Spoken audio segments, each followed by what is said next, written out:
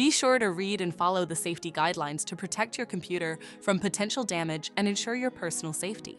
For more information about safety guidelines, see the owner's manual at dell.com/support. Before you begin, turn off the computer and disconnect all the attached peripherals. Before proceeding, ensure your computer is in service mode.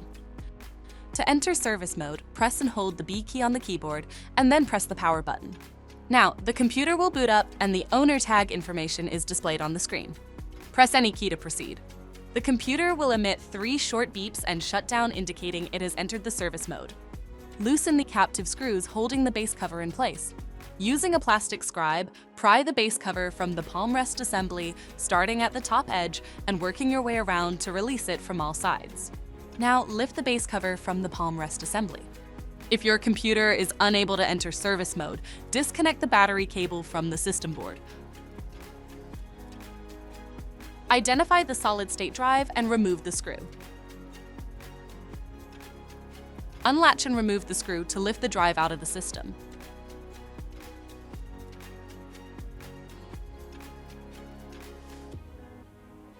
To reinstall the solid-state drive 2230, place it back in the system and tighten the screw. Relatch and install the screw to secure the drive. If the battery cable was disconnected earlier, make sure to reconnect it to the system board.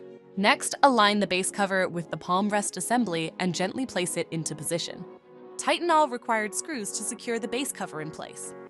To exit service mode, connect the AC adapter and press the power button.